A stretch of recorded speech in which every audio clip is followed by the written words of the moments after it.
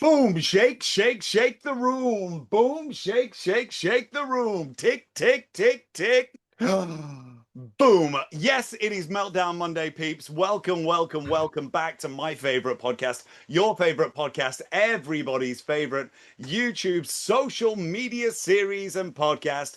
Welcome, peeps, to another incredible episode of the Meltdown. As always, my name is Tom Finkill. I'm repping it over here in good old England. Yes, Manchester has never looked so fine. However, in just a little change from the norm, it is very dark outside right now in Manchester. Do you know why that is, Brian? Do you know why it's dark right now? Because I found the key to time travel. So many of you are going to be watching YouTube right now on our Meltdown Monday. However, for me right here in Manchester, it's Wednesday.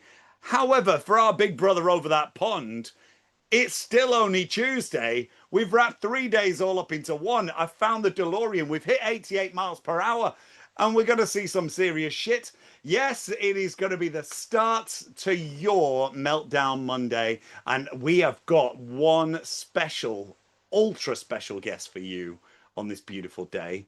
He has been blamed for, check this out, he's been blamed for the death of WCW. He has been blamed for the bad weather in Manchester. He has even been blamed for the sinking of the Titanic. Yet he professes with his hand on his heart that it's not his fault. I'm going to bat over to my big brother, Brian. Let's introduce our guest. Let's do it, Tom. We got a big week ahead. As you know, a little bit of traveling going to the East Coast, little New York, New Jersey action. Oh, yeah. Also, we've got just a little thing called Money in the Bank, PLE WWE, which will be kicking off Saturday night, Inglewood, California. A big, big show. But tonight, right now, this is what is happening. It's 1 a.m. for the Tomcat. Mm-hmm. It's just a little bit in the afternoon for me here in Tucson, Arizona. But we are feeling fine as we blast our way into episode 9. Remember it, don't get it twisted. We cover the 90s, 2000s, and current on roster superstars, MMA legends, Hollywood celebrities, and more. Others talk about it. We are about it. Today's guest is a former WWE superstar during the Ruthless Aggression era. He is a former World Extreme Ultimate Heavyweight Champion, a WXW Heavyweight Champion, a WXW Tag Team Champion, a 2013 WXW Hall of Famer. He's also an actor, and he was inducted into the Pennsylvania Sports Hall of Fame in 2018. Ladies and gentlemen, the Meltdown proudly welcomes Gene Snitsky. Woo!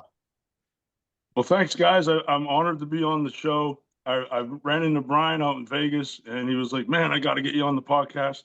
And ironically, that was the first time I met Bryan in person, but we had spoke online several times. Craigslist, Facebook, my bad. So he as long as it wasn't personal messages over OnlyFans, then we're all good. Well, just from the waist up. But yeah, he said about being on the show. I was like, heck yeah, man, I'd be honored. He's always been a favorite of mine. I did a lot of my, character geared towards his style and what they were doing back in the day. I always appreciated his physique, his style, and I actually used his finish as my finish. So pay homage to my boy Bryan. So it's quite an honor to be here with you and Tom. And thanks for that amazing introduction. I am flattered, and I'm ready to rock and roll. Let's do it, guys. Let's do it, man. Gene, I'm going to do a little bit of a timeline on you here. It's just because I don't think we could actually bypass us not talking about, of course, your high school career as far as sports, and then into college. So if you can tell us a little bit about your high school football days, and then you transition and getting that full scholarship to Mizzou. Well, I went to Panther Valley High School in Pennsylvania here. It's a town, made up of 4 towns. It's a real small area. We're kind of small town USA here, coal region. So 4 towns made up my high school. My graduating class was like 137, something like that. So Wow. not very big numbers when you look at, like, compared to Philadelphia or Harrisburg or Allentown. But anyways, I'm proud to come from this area, hardworking coal miners, and went to Panther Valley, like I said. Graduated in 1988. I don't Okay. know where all that time went. It's crazy. Like blink of an eye, man. But anyways, played football, basketball, baseball, track. And all Was you were all state player? Yes, sir. I was actually first team all state when Pennsylvania still had the whole state. Now they do a small school, big school. So I Right. actually made it when it was the whole state. So I Man. was only the third player in the history of my school to do it. And Wow. I actually played on the first championship team in the history of my school. We won the District 11 Class A championship in 1987, and got recruited pretty heavily for football, basketball, and didn't really see a future for a 6'6" white guy in basketball because I always wanted to Mhm. be a professional athlete. So I opted to gear all my efforts towards football and focus on football my senior year, and ended up taking visits to Mizzou, Penn State, Temple. I canceled Syracuse and I canceled Clemson after I went to Mizzou because I knew I was going there. And my basketball coach was not happy about me missing basketball games every week for recruiting trips. So after I went to Mizzou, I kind of made my mind up on I was going to go there. So went to Mizzou on a full football scholarship. Did my thing there. Actually, was honored to play for Coach Reid. Andy Reid was my offensive line coach at Mizzou. So that was kind of cool. And then I'm a diehard Eagles fan, so I was like, "Oh, this is gonna be good," because he, ended up getting the job at Philly, and then I Yeah. went down to camp every year to see him, and went down to a game or two every year, and it was awesome having him here. And then he left and went to Kansas City, so now I'm a Kansas City Chiefs fan. They're my AFC team, so I'm still diehard Eagles, but AFC's my Chiefs. So ended up Yeah. going to the NFL combines, did the thing in Indianapolis with all the NFL teams. Got picked up as a free agent with the Chargers because I had a pre-existing shoulder injury that got misdiagnosed at Missouri. They had told me I had a subluxed shoulder, but here it was a torn labrum, Ooh. and my arm would just constantly pop out of socket. So Yeah. I'm like, there's got to be something going on here. So went through the whole, physical exam at the combines, and they were like, "Hey, we think you have a torn labrum." I'm like, "What?" So, anyways, make a long story short, ended up signing with the Chargers as a free agent anyway, and then went to camp with those guys. A few months in, I got, just kept re-aggravating my shoulder and had to step away from that. Got Mhm. surgery done from the team physician for the Steelers at the time, who was buddies with my agent. Went to Pittsburgh, had the shoulder surgery, came home, rehab for a year. Then I played in the CFL, came back and played in the CFL for the Birmingham Barracudas in '95.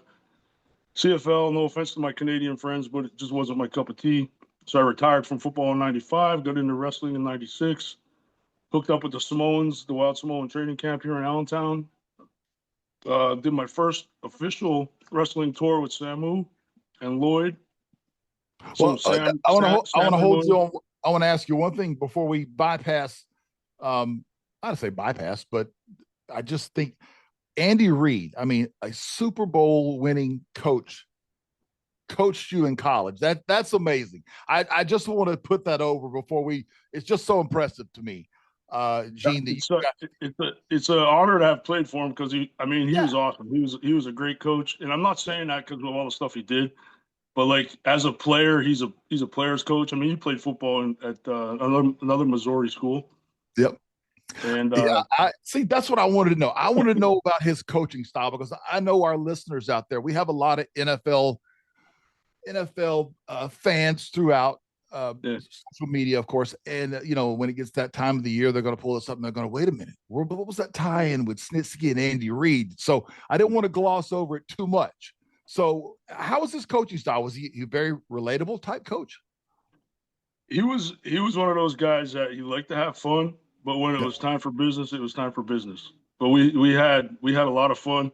He would always tease me. He'd be like, "Man, you're either going to end up in the NFL or in jail." So I was kind of one of those guys. I would do anything for a reaction, do anything for a laugh.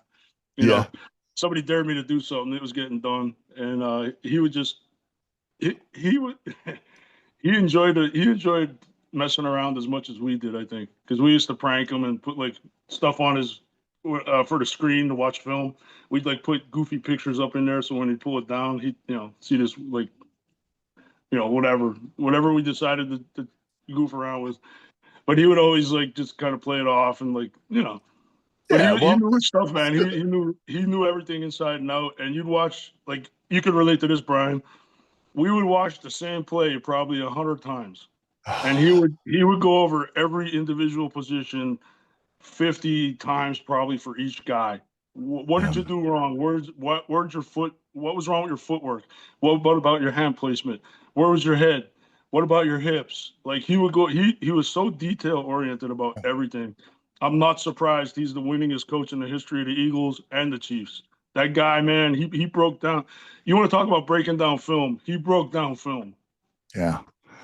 And that's the difference. The people, the coaches that put in that work and those hours, because you know how crazy the hours anyway for an assistant, a position coach, any of those are putting in tons of hours, and all that detail work pays off.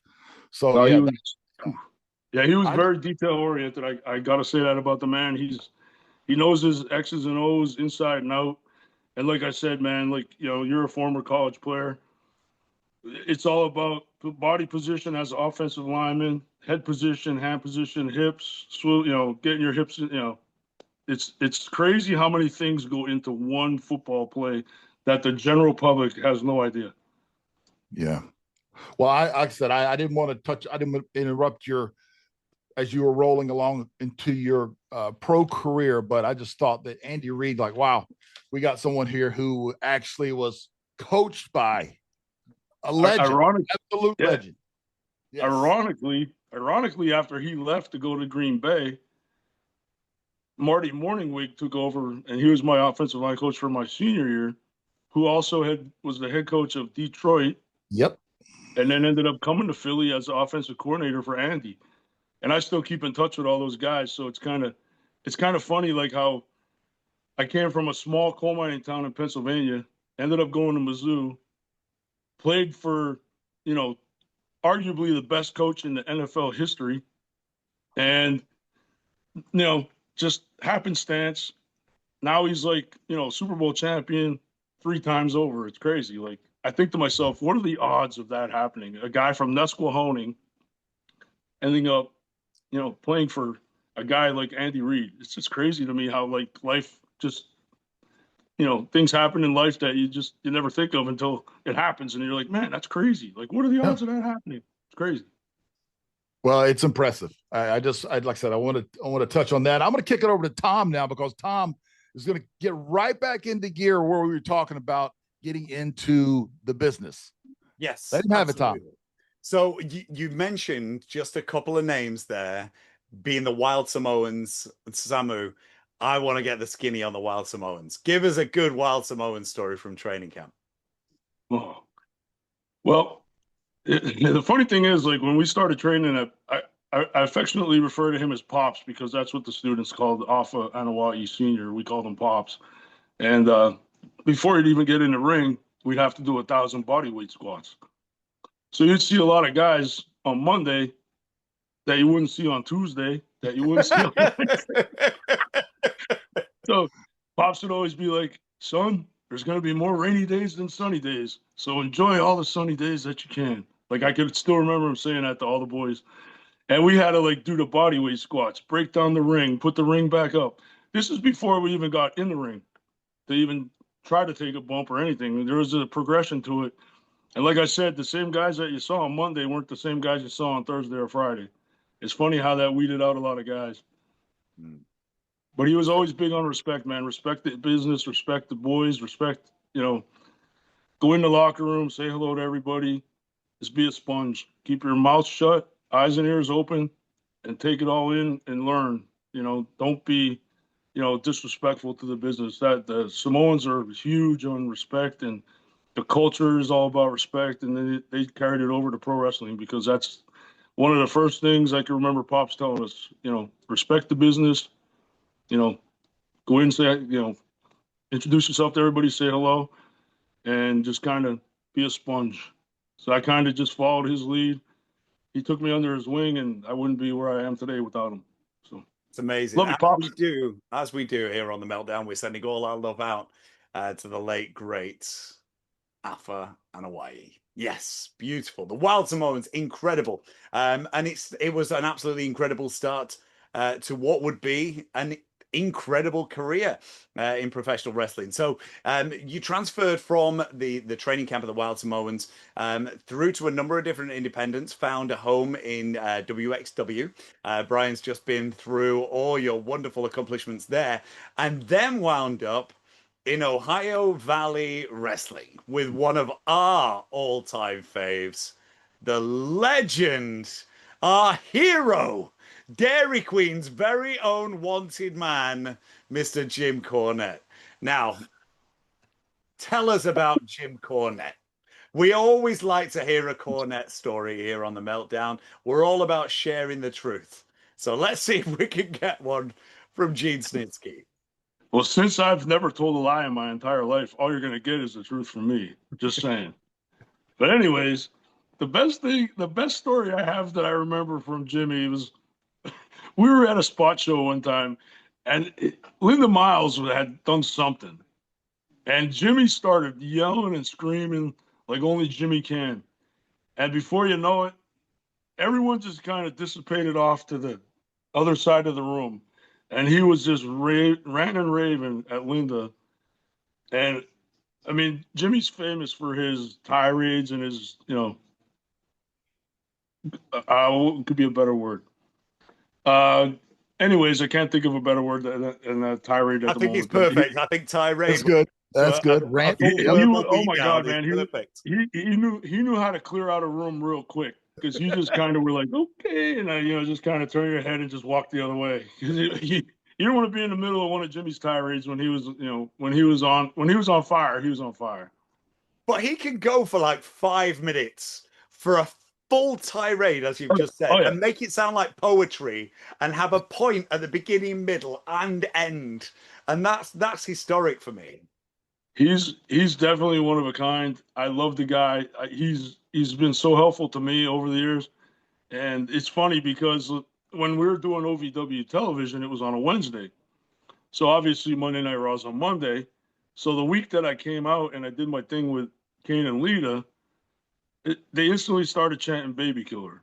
So I get back to OVW and I can vividly remember Jimmy coming up to me and he goes, "Hey, Snitsky, you're never going to be on another one of my shows. I can't have a baby killer on my show. I can't have people chant baby killer on OVW television." I'm like, it's not my fault. Perfect.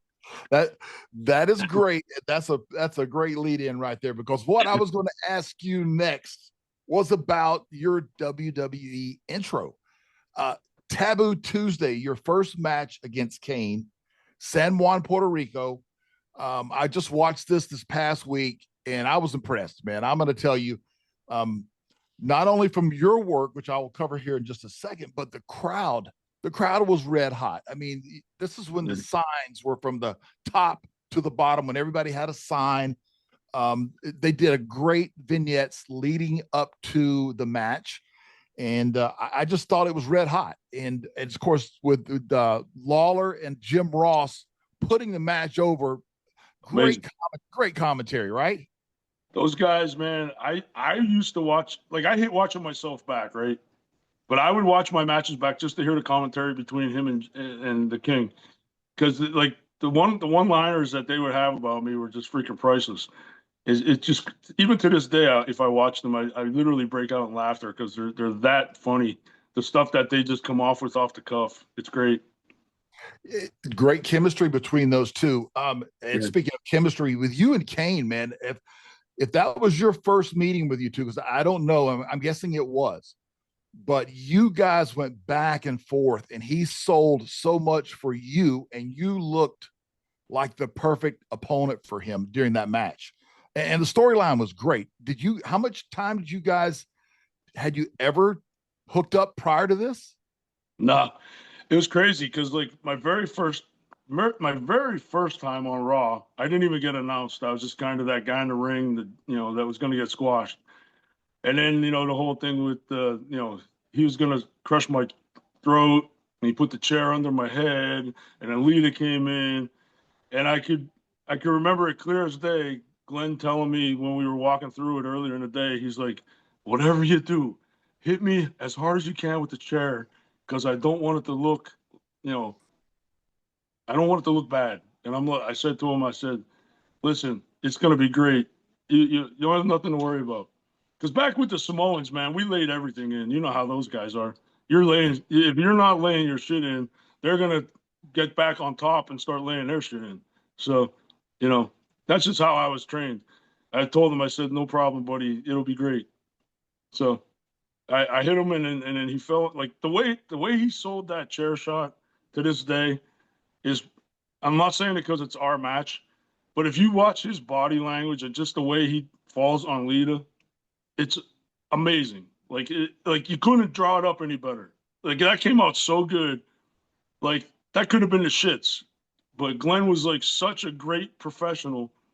Like like just watching it back to this day, it's like crazy to me how amazing of a job he did to make that look so real. Like I was instantly hated. I was the top heel in the business just on that. Just from that. It was crazy. Like I had more heat than anybody in wrestling at the time. Just from that.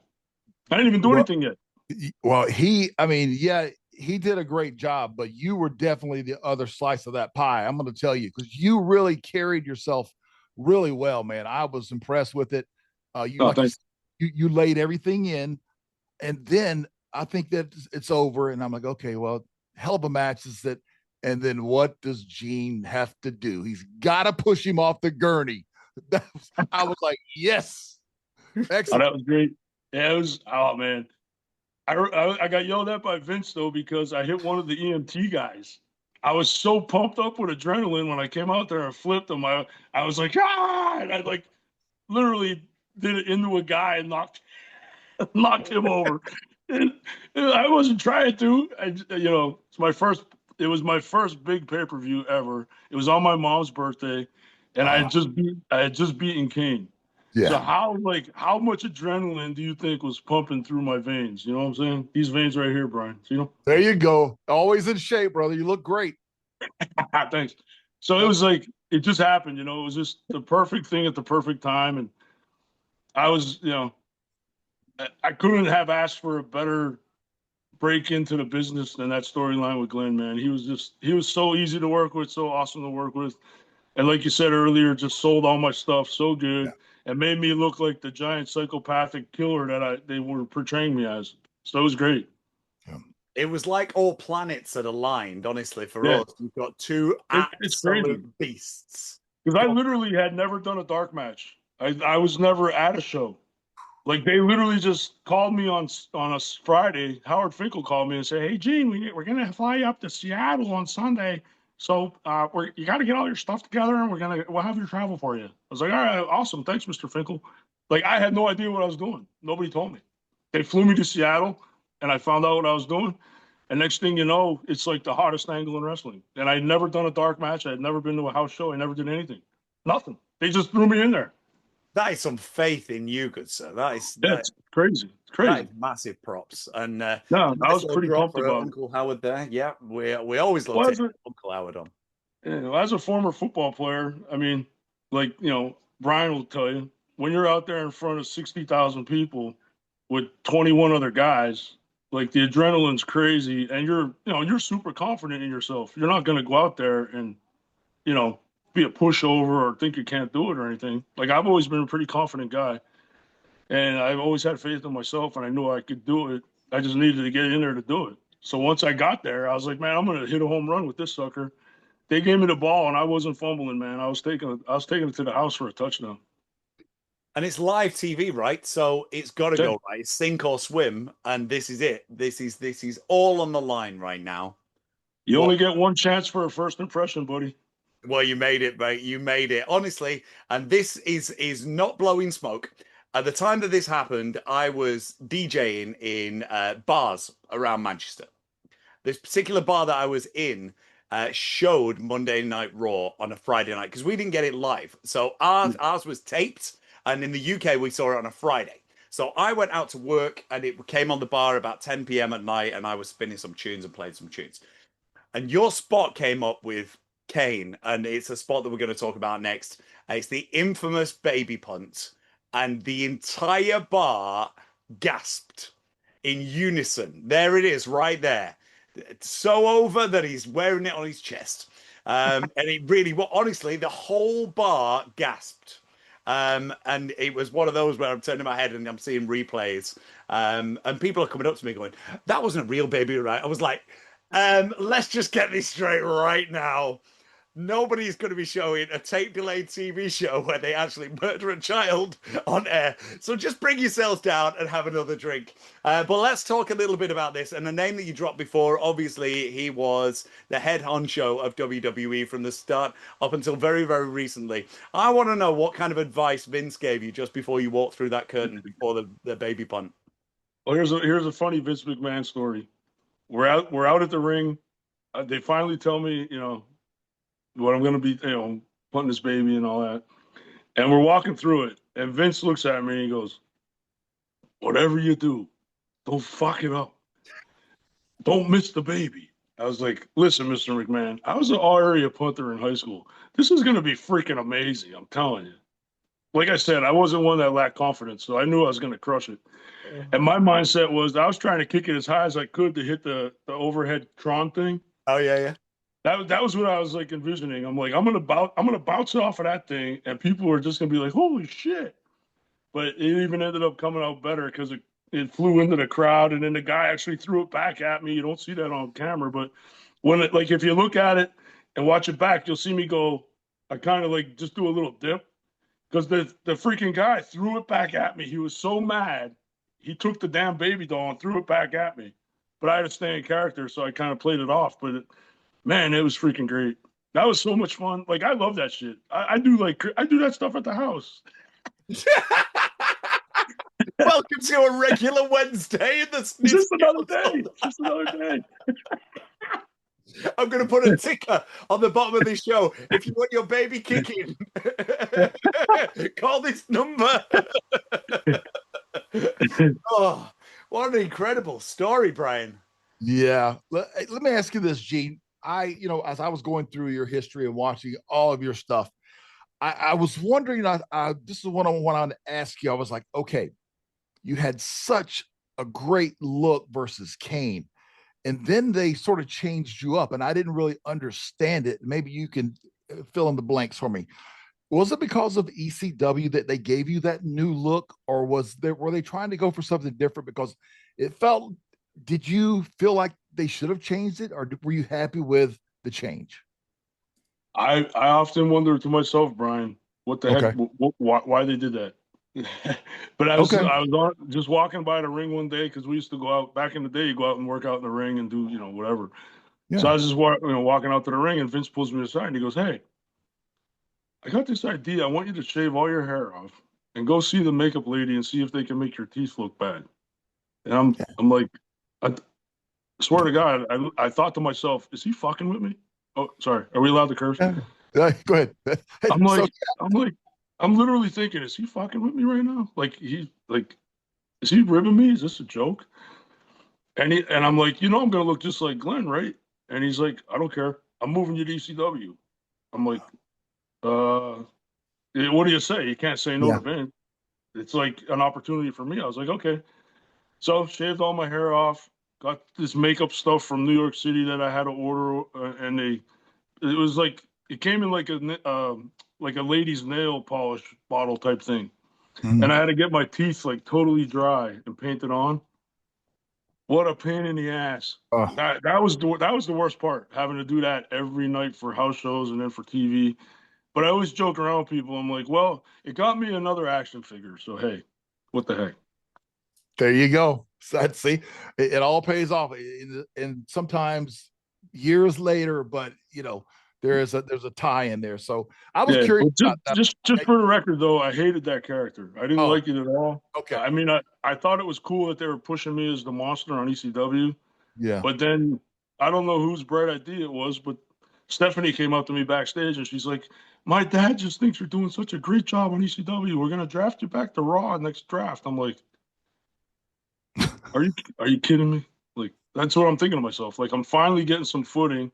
I'm finally getting over with this monster, crazy psycho killer guy. And then they're just gonna sweep the rug out from under my feet and take me right back to Raw. It just didn't make any sense to me, but you know, And that's the way. Yeah, I understand that. That's the way it happens at times. It really yeah. is up there. Yeah, just as a side note, I mean, obviously you were smashing it on ECW, but the end was nigh for that particular brand. Do you think that they had more legs in it? Do you think that it could have been more than it was, or do you think it was just something that Vince wanted to play with for a little bit and then throw away?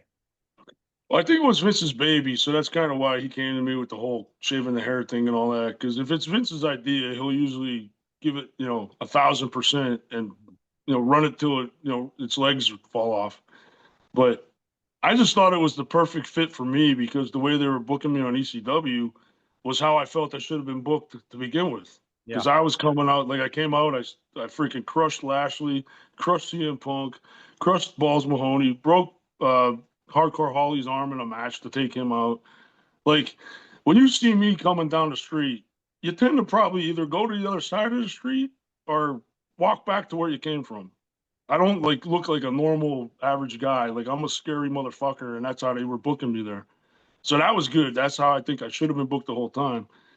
And then, like I said, to get the rug swept out from under my feet after getting all that momentum, they flew me up to the headquarters to do promos for it and everything. And then they just draft me right back to Raw. It just didn't make any sense. I don't know. It's weird. Yeah.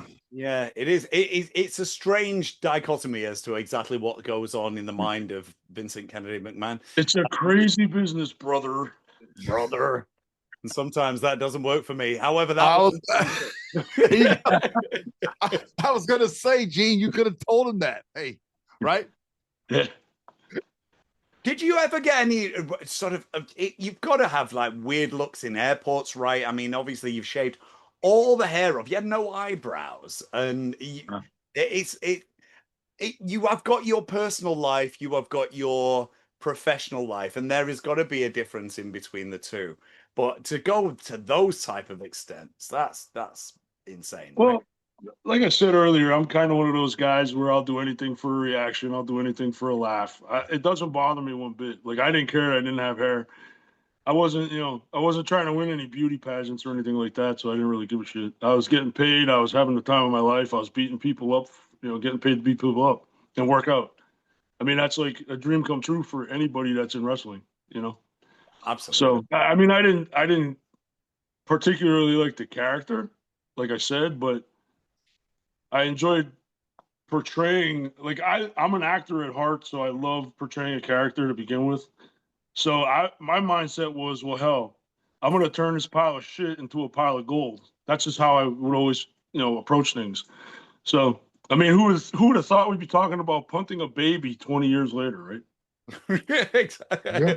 Exactly. And from characters, you were obviously such a massive character of the Ruthless Aggression era. But I really want to talk about another one that was a huge character at the same time, and one that has just been featured on Dark Side of the Ring that you were one of the wonderful talking heads for, and that is Muhammad Hassan. How was it for Mark, do you feel, to be thrust into that character? Obviously, you had your head shaved and your eyebrows shaved, but he was, for all intents and purposes, he was portraying a character that was ultimately bringing terrorists to our screen. Craziness. Well, like Jimmy said in the start of the show, he's an Italian from Syracuse. So, I mean, to portray the character the way he did is kudos to him, man. And he's such a good guy. Like, he worked with me a lot at OVW, helping me perfect my craft. And, it's just kind of, like we just said, man, it's just a crazy business. He busts his ass all those years to get there. And then he ends up with that character to only have it turn into a terrorist thing. And like I said to my wife when we were watching the show, I'm like, what are the freaking odds that they'd have a terrorist attack the same time that they're doing their angle with Undertaker? Like, what are the odds of that? That's crazy. Like, you could never in a million years think to yourself that that would have happened ever. It was just crazy. And Mark's like he's just such a great guy and such a professional.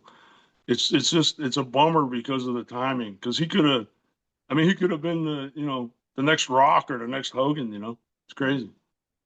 He definitely had the skills. He portrayed that character so well. Yeah. Do you think he was pushing the envelope too far when it came to the terrorist? Well, I mean, it's not him per se. It's the writers. Yeah. They're kind of, like I said, man. It's just one of those things where the timing of it just sucked because let's be realistic. After 9/11, everybody kind of hated the Arabs and anybody from Middle East. They always kind of got that second look, like, the under your breath talking to the person next to you, all that kind of stuff. That's just how it was. And for him to be able to do that character as an Italian guy and put up with all the nonsense and all the discrimination and all the looks and the whispering, I mean, that says a lot for him, man, because he had to live it. He lived that character, and to be put in that position as a 24-year-old guy, it's kind of, it's your dream job. You're trying to do the best you can. You're trying to impress everybody. You want to be, you want to be the guy. And then that happens. It's just kind of, it just sucks for him. But I mean, once again, here we are talking about it 20 years later. So it resonated with a lot of people. Well, portraying a character maybe that you never really dreamed you would get at times, you just got to be able to spin it. Yep. Gene, I want to ask you this, man. We both have had some experience in acting, and you and I both have actually done horror films in a lead role. In 2017, I did Axeman 2. Yeah, and I was going through your history. And here recently, I noticed that you did a film called 100 Acres of Hell. Okay. And here's what I want to do. I want to read the overview. Okay. And then I'm going to ask you about it. But this was in the overview here. And it says, after suffering a career ending injury and family tragedy, wrestling champ Buck Severs travels to an abandoned wildlife preserve where his friends for a bro weekend. So friends are hanging out for the weekend. So they become targets of a deadly manhunt.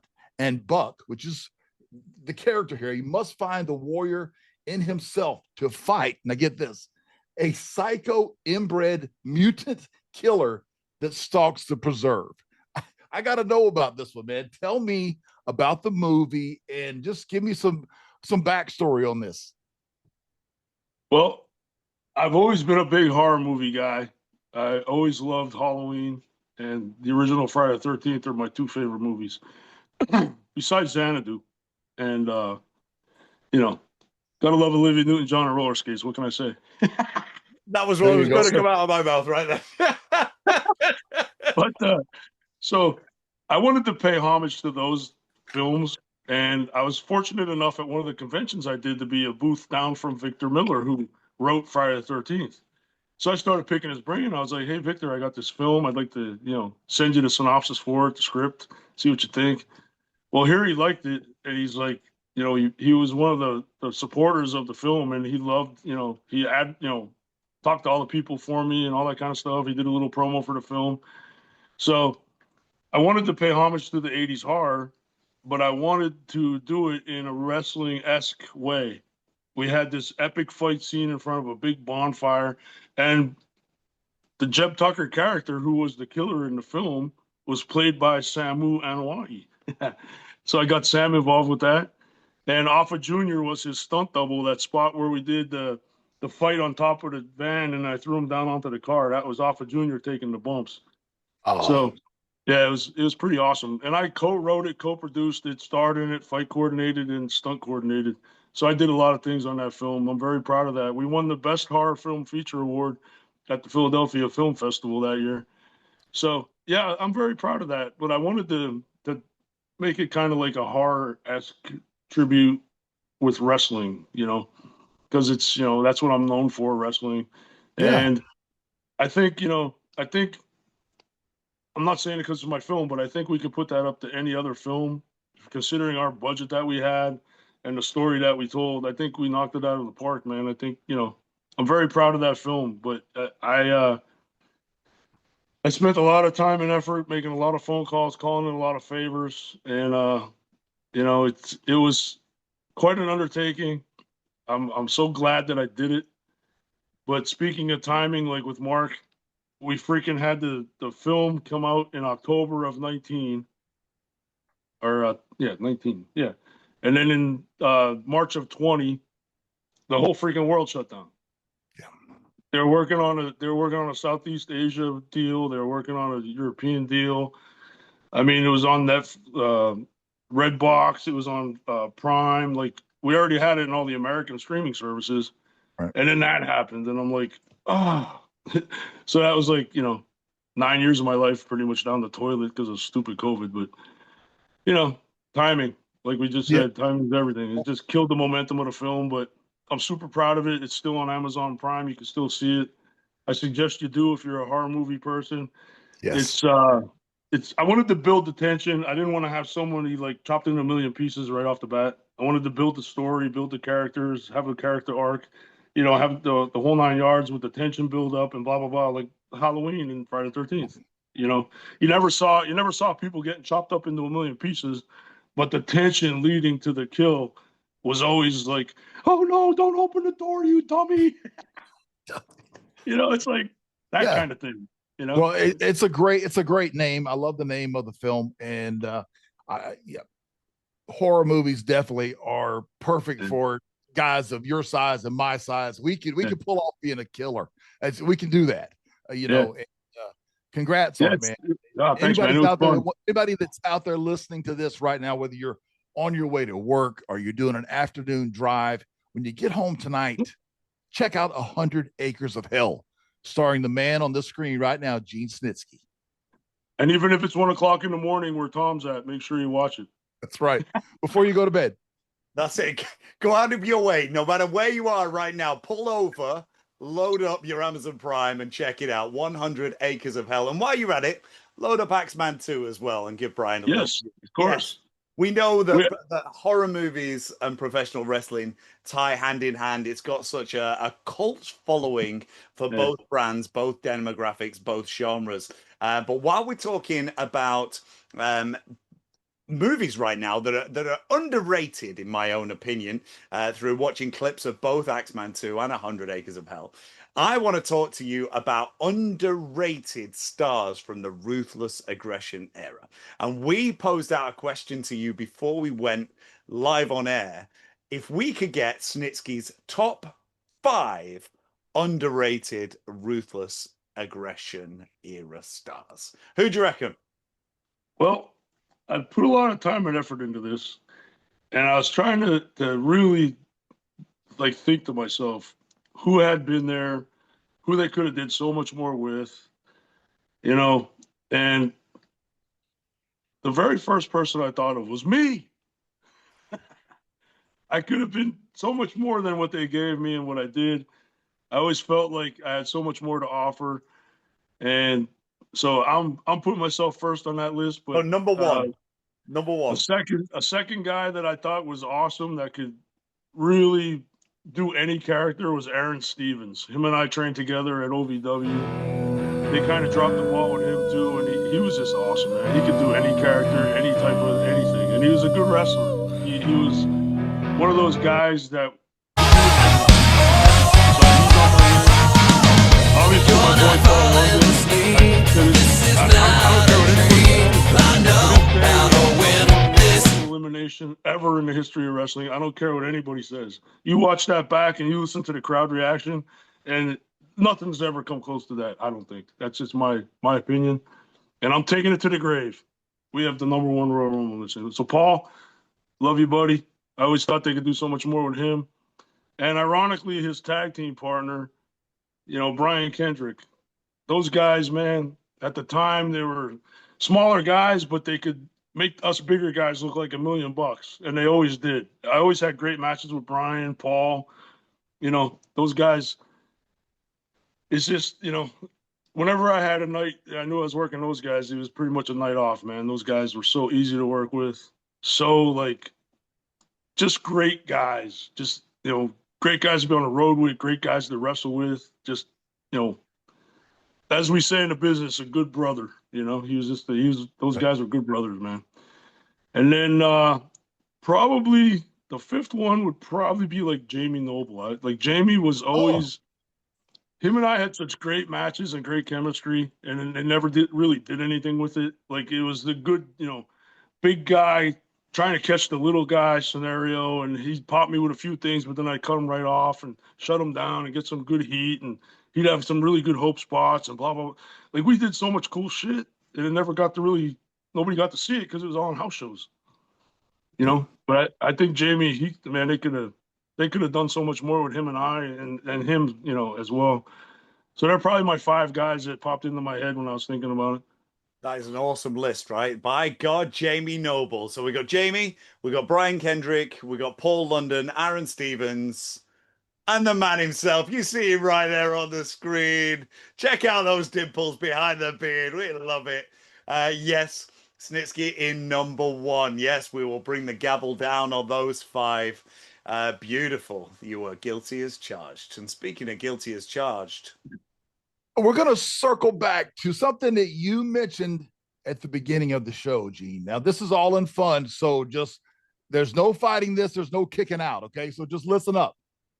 This is a short version of Wrestler's Court. It is a clearly open and shut case. Okay. Tom, as I'm explaining this ruling, please go ahead and roll these clips and we will insert these at the appropriate time. So Exhibit A is my original version as the creator of the Meltdown, right here, the guy who invented it. And we go to Exhibit B of the Meltdown used by Mr. Snitsky. So therefore, you have been found guilty of gimmick infringement. Using the Meltdown without proper authority, you cannot appeal this decision. Just send all your future royalties money to this channel in care of Tom and Brian. We love you, baby. Love you guys. It was an honor to steal your move because I think I did it pretty damn good too. So you did. As a matter of fact, I watched you hit Val Venus with two of them. Devastating. Oh, yeah, I gotta say it was hard getting Glenn's big ass up for that thing though, man. Yeah. I got Haku Ming up in it. Oh, so geez. I know what you mean about a big man, a guy that's 320, that neighborhood. I know what you're saying. Reaching that arm around back through, man. Oh, yeah. Sir. I feel so inferior right now. I'm not meltdown anybody. Well, what I want to ask you is both of you, seeing as we've just taken a nice little light-hearted trip to Wrestler's Court. Did either of you ever experience a true Wrestler's Court where the Undertaker sat in the Justice chair? No, not me. No, Brian? No, almost in Europe one time, but I was able to take a powder, so I was okay. He's still here to tell the tales. I'm love that. Here. Yeah. I love that. Excellent. Well.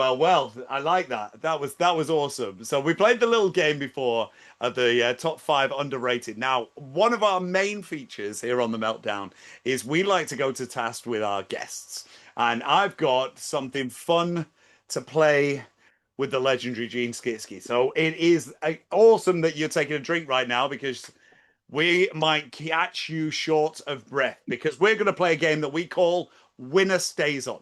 I'm going to give you 2 names and you just have to give me your preference between the 2. One will stay on and one will get shelved. And then we'll go to the next name. Are you ready to play? Mr. Snitsky, are you ready to play? I was born ready. Well, let's see who gets binned in this game of Winner Stays On. And this particular game, we are going to play with monsters as our gimmick. So, Winner Stays On monsters. We're going to start off with Big Van Vader and Mike Awesome. Who stays, who goes? Vader or Awesome? Vader. Vader stays? Yeah. Awesome has been awesome bombed out of the ring. Vader or Viscera? Viscera. Vader got a Vader bomb. We're sticking with Big Nelson. Viscera or Bam Bam Bigelow? Damn, that's a tough one. I'm gonna go with Viscera because I used to travel with him. And I Oh, know nice. Okay. Nelson. I know Nelson very well when he was alive, and he's a great guy. So I'm going to stick with Big well, Daddy V. Yep. yeah, yeah. He's had so many different names. It's hard to. We'll go for that. Channeling my inner Star Trek as well. I'm Vader. Okay, Viscera stays on. Viscera or Matt Morgan? Viscera. Viscera or the Great Khali? Viscera. I love how we got a chuckle. Viscera's still on. Viscera or Mark Henry?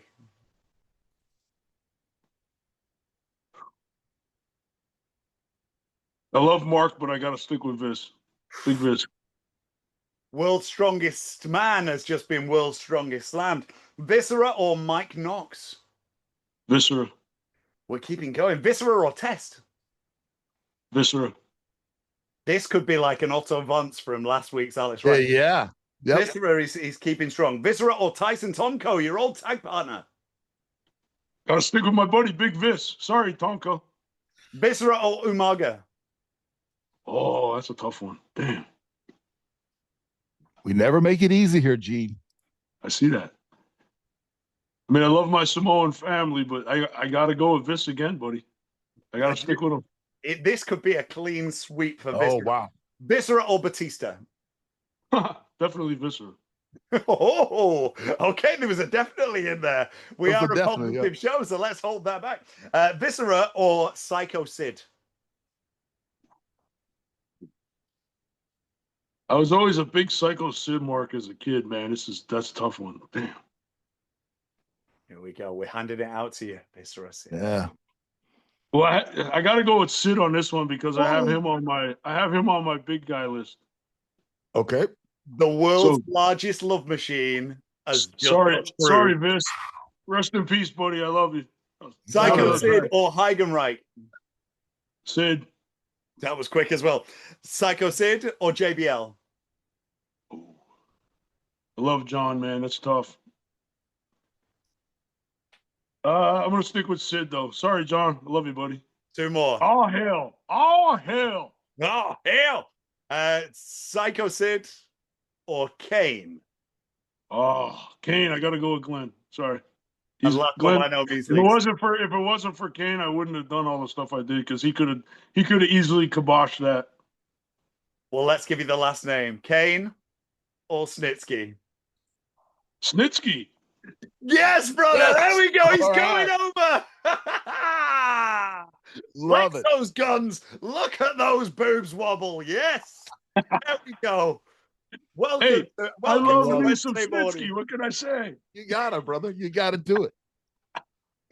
I love that. You know what, Brian? In the 3 times that we played this game, 2 of the talent have put themselves over. Hey, you know the old saying, if you don't put yourself over, who is? So put yourself over. Great exactly. job. Great job. I'm definitely my biggest fan. My wife will tell you that. There you go. Oh, you're amazing. Love it. So, yes, Snitsky is going straight over. Sorry, I had to catch my breath right there. Yeah. It's okay. It was a little bit of an awkward pause, but that's okay. That's okay. Nothing. You're in England. It happens. It was a tape delay. Yeah, that's all it was. Across the pond.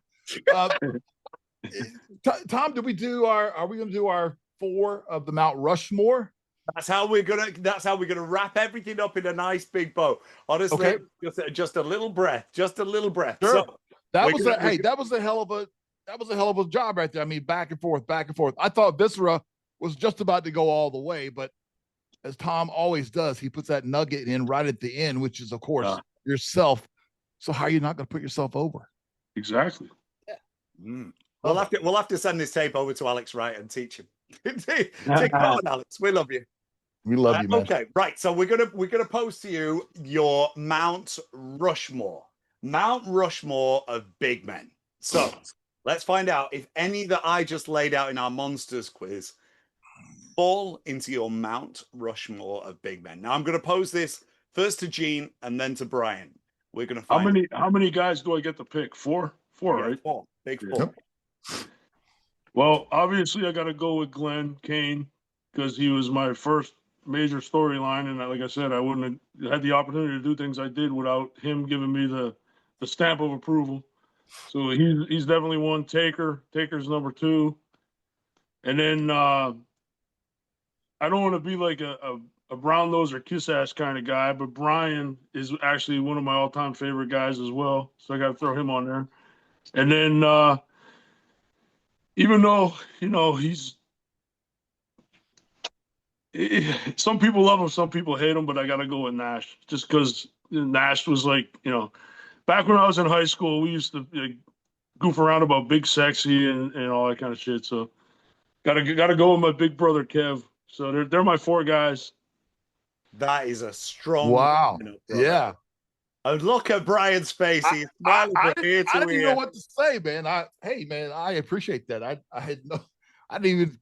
Hey, thank you, man. No, I actually, when I was doing my gear, I actually wanted to get my gear just like his. I like that singlet he wore, and he was jacked, so it showed off the physique really good. And I just, like I said, I had the pump handle slam as my finish, and I just always enjoyed his tag team work with Crush, man. They were my favorite tag team back in the day. Love it, man. Thank you, man. And it happened at a perfect time because the first ever Chronic action figures were released today. Nice. What timing? Yes. You're welcome. Thank you, man. Thank you. All right, listen, I'm going to hit you with my four. Tom, are you ready? Always ready, brother. Born ready. Let's go for it. All right, now you're going to be tough to beat that Gene. Oh, it is. Yeah. I went really old school. Just because there's so many great big men, and we look at guys that are 6'4", 275 and above, and then there's a lot of guys that are 6'6", 6'7", 6'8", 6'9", 7-footers. So I just sort of went through the catalog and just sort of looked at some of the big time names of the past. I could easily put in a lot of current guys in there, a few at least current guys, but I went with, and in no particular order, Bruiser Brody. Nice. Ernie the Cat Ladd. Undertaker. And this was almost a tie for here. I went with Big Van Vader, number 4. Yes. But again, Andre could have slipped in there easily just because the history and the amount of time these guys were on top. So I was just sort of trying to look at all aspects. Of course, Kane could easily slide right in there also. So yeah, I had a couple other names as well, but the 4 that I chose were the first 4. But I had Vader in my grouping of names as well, and Sid, and also Bam Bam, because Beast from the East, man, Jersey boy. That shit he did for his size was he was like groundbreaking, Oh yeah. Yes, and there's some current stars today. Big Bronson Reed's another guy who's absolutely crushing it, and so impressed with his work. And I know he has a bright future ahead of him. Speaking of Crush in it, he was on my list as well. Crush. He was. I had his hairdo. We all had the mullet back in the day with the That's just how the whole offensive line in Missouri. We all had that same mullet. My wife just shakes her head. She's like, "How did you guys ever determine that?" Those Mizzou guys, man. Those Mizzou Tigers. Yeah, brother. Oh, epic! I think I need to bring that style back. I think it will. There's the ring. There it is. Oh, check it out. Oh, we've got it. I love it. Pull it back just a little bit more, Gene, and then I can focus right in. Oh, bling, bling. Ching, ching. It's buddy. Yeah, it doesn't get much better than that. That's incredible. And speaking of incredible, those joint Mount Rushmores that you both just put out to us were next level. What we want to know from all our wonderful fans of the Meltdown is let us know exactly who you would have on your Mount Rushmore of big men. So we're looking. Here you go, Brian. This is just for you, buddy. My wife made me the shadow box. My Mizzou jersey and the game ball. I scored out. I had the highest score of all the offensive linemen from Missouri that year. So impressive, man. I love that. Go Tigers. Good job. My beautiful wife made it for me. Say hi, honey. Awesome. Hello. Hello. Hello, worlds. It's so Thank you She for hates, joining the she hates Meltdown. when I Love do it. that. And then Yeah, you're gonna my get... boy Hondo's sleeping over here. He's so excited to Oh, see there's Daddy on Hondo. TV. Yeah. Love it. Hondo has been waiting for this episode of the Meltdown that he got so excited he turned off. And Batman's just chilling, just rocking it. The Camp Crystal Lake. There he is. The Dark Knight himself. We're in the Batcave. We're getting We a are. full-on scoop right now, ladies and gentlemen, as we are going in depth into Snitsky's pad. And yeah, wow, man, that's awesome. I'm a bit of a superhero guy. I got a lot of cool Batman stuff. And Batman himself, he's my doorman. So Love it. Yeah, can you imagine? You break into a random house, and just as you turn the corner, there is a life-size Batman. And that's right. just as you That's right before they get shot. That's exactly what I was just going to say. Just as they recompose themselves and turn around, Snitsky's there with a shotgun. My goodness me. Well, there is no fun. I'm not lying. Oh, I'm not lying. It's right here. Oh, well, there's no finer spot to wrap it up in a beautiful big bow. It's been an absolute pleasure you spending your Tuesday evening and my Wednesday morning and everybody's Meltdown Monday with us here on the Meltdown. Gene, thank you so much. Look at those guns flexing. Oh, they're the real ones that need to be worried about. Yes, you know it. Brian. Let's see the bicep. She's shy. My wife's even more jacked than I am, so I'm trying to get her to flex for you, but she won't. Oh, you're a star. Brian, I'll bat it over to you. All right. Hey, Gene, I want to say thank you, man. We really appreciate you being an amazing guest today on the Meltdown, taking the time out of your busy schedule because I know how busy you are. And again, we appreciate you stopping by. And just so you know, you and your wife are always welcome to come out west and visit a bygone era in Tucson, Arizona, maybe some horseback riding. You're always welcome, my friend. Dude, I'm so jealous of your videos when you post those. Said to my wife, I'm like, man, look at Brian out here riding his horse around. Jesus, I got to get out there. We got to get out there. Thank you for that invite, man. I love you, bro. I've always been a huge fan. Like I said, thanks for having me on. It's quite an honor. I can't say enough good things about you, man. Thanks for having me on, Tom. I just got to know you too. So you seem like an all right guy. And, maybe in the future we can hang out sometime, but for right now, thank you for having me. I appreciate it. Absolute pleasure. Ladies and gentlemen, put your hands together for the man, the myth, the legend, the beast. And it's not his fault. Gene Snitsky! Woo! What a conversation with a ruthless aggression era icon. Gene Snitsky, thank you so much for being with us, whether it was punting babies or putting weird things on his teeth or smashing it in the world of horror movies. What a true icon. It was a pleasure to have him with us, and how heartwarming for my big brother over the pond there to be a featured name on Snitsky's Mount Rushmore. Brian, you've got to be loving that, right? I had no idea, man. Honored is all I can say. Honored, very honored. G's such a great guy. We had been social media friends. We actually didn't get to meet until WrestleMania this year in Vegas. Well, he's just as advertised, a great guy. And I'm so glad that we had him on the show tonight.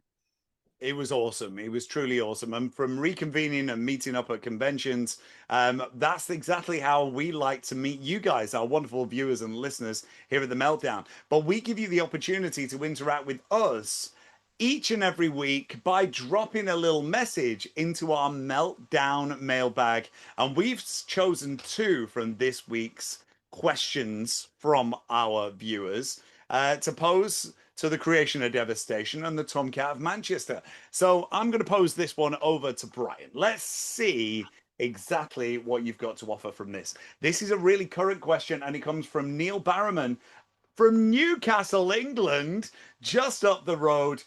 Neil, thank you very much for your question. It's a very, very current Bryan, what are your thoughts on the recent WWE releases of R-Truth and Carlito? Wow, this is a hot topic in social media the last, I don't know, 4 or 5 days since it happened. Um, it's tough, man, because R-Truth is just loved by so many. So he will be missed as far as on-air talent. But you look at the positives of it. He had such an amazing career. What a long run throughout WWE, then another big stretch in TNA. So he's been busy for a long time, and who knows? This may not be the end for him. There's still other options out there. Carlito, a little bit of the same thing, but he can also go back and continue being the superstar that he is in Puerto Rico. So I still think there are sunny days ahead for both of those guys. As one door closes, many others open. So we are sending all our support out as we do to our Meltdown brethren, to R-Truth and Carlito. And personally, I think the WWE might have just missed a trick in the past Saturday night's main event. If they had Ron earmarked for termination just a couple of days prior, wouldn't you have put him in a loser leaves town match and given Cena all that heat as well? That's quite an interesting question to pose to our wonderful listeners. So yeah, that might have been something that I would have done. But hindsight is 2020, and sometimes you don't want to shine a work on a shoot. So but thank you so much anyway, Neil, for a wonderful question. Our second comes not from the UK and not from America. It comes from Canada. Shona from Vancouver, British Columbia in Canada. If you could have any guest from any pro wrestling era to be a guest on the Meltdown, who would it be? Wow. Wow. Great question. Thank you, Vancouver, British Columbia. We love Vancouver, by the way. And all our Canadian friends and fans, coast to coast. We love you guys. Love for the input on the mailbag here. Now, that question, I would have to go back to probably my mentor and a man who helped me so much in this business, Mr. Wonderful Paul Orndorff. That's who, if I could go and roll back the hands of time and pick one person, I think he would be, because he's so damn entertaining. There are a few names that did pop into my head, but he's top of that list. And I think that we need to invite his son over for a very special guest spot at a particular time. We would love to hear some Mr. Wonderful stories down the line. But if you were posing that question to me, Shona, being a massive mark for this particular superstar throughout my childhood, and broaching more and more and more past his untimely passing in 2003, I would love to have had Mr. Perfect, Kurt Hennig, be a guest right here with us on the Meltdown. It would have been a true privilege to find out how the head ribber truly needles all the big men around the world. Mr. Perfect, Kurt Hennig, was a true icon in the ring, a true superstar out of it, whether it was on the mic, actually in between the ropes, backstage. He shone in everything that he did. Kurt Hennig, you would have been my guest. So, yes, there we go, guys. There we go. Bryan. Yeah, and one other thought I was thinking here as I see his photos all over my office here, I'm thinking, I could have had Bryan on here, but I would have been laughing so hard that we would have never gotten anything done. Yeah, so, absolutely. So just to put that out there. Bryan's always on our show. Bryan is there. He's got your there. back each and every week. There he is. And for those of you that are following the WCW channels and WWE vaults on YouTube that the WWE put out, yes, we are still watching those as we did in our infancy here on the Meltdown. You guys can check out Super Brawl Revenge from 2001 that appeared only just a few days ago. And there is an awesome chronic segment and match that I'm not going to tell you any more about, but go out of your way this week to watch and find out exactly what goes on in the latter days of WCW. You won't want to miss it. And there's a lot more that you won't want to miss this week. Bryan, tell the peeps exactly what you're up to this weekend. Yeah, Tom, we've got a big week. I mean, starting today, tonight, tomorrow, depending on where you are in this world. A big week ahead of us in New York City and New Jersey, as I will be flying coast to coast, heading back east. I will be doing a signing at Pandora's Box in Lafayette Township this Saturday from 12 to 3 p.m. I want to thank my agent, Mr. Nick Christie of Think Signatures, for putting this together, and also the man at Pandora's Box, Mr. Eric Miller, for setting this entire event up. It's going to be great, and we were looking forward to all the fans coming out and stopping by for a visit. And who knows, some of those fans might just be right here on the Meltdown. Absolutely. If you are going out to Pandora's in New Jersey this weekend to meet up with Bryan, we want to see all your pictures, guys. Get your pictures in with Bryan. Make sure you take those selfies and get those autographs in. We want to see exactly what you walked away with that the big man has signed for you and exactly what kind of pose. And make sure that you subscribe to the Meltdown.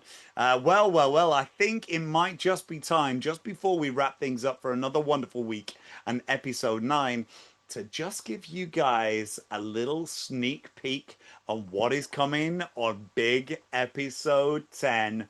Well, we visited the Ruthless Aggression era this week with Gene Snitsky, and we are keeping the trend coming as we are going to hit you with one of the biggest names from the Ruthless Aggression era. I feel like a microphone needs to come down in front of my face. From Green Bay, Wisconsin, ladies and gentlemen, we will have the pleasure of welcoming Mr. Kennedy to the airwaves next Monday. It is going to be a sight to behold. We're going to hit him with some beautiful, hard-hitting questions while keeping all the positivity in our hearts. It's what we like to do here on The Meltdown. So, as we get prepared to rule a gorgeous line under episode 9, Bryan, I'm going to hit it over to you. From me, the Tomcat, here in Manchester, England. Thanks for being with us. We appreciate you, everyone, joining us coast to coast around the world. You guys are joining us each and every week. We are growing each and every week, each and every day. We love the support. You guys have been amazing. We truly, truly appreciate it. Again, episode 10 coming up with Mr. Anderson, Mr. Kennedy. He's fresh off of a huge interview with Chris Van Vliet. We're going to just ride that coattail and have some more, and even actually take a deep dive maybe into, I'm going to be watching on my flight from Tucson to the East Coast. I'm probably going to be watching Behind Enemy Lines, starring Mr. Anderson. I'm looking forward to that. So yeah, once again, guys, thanks so much. We will see you here next week, where we're kicking in the doors, as always, breaking necks and cashing checks. Much love from Arizona.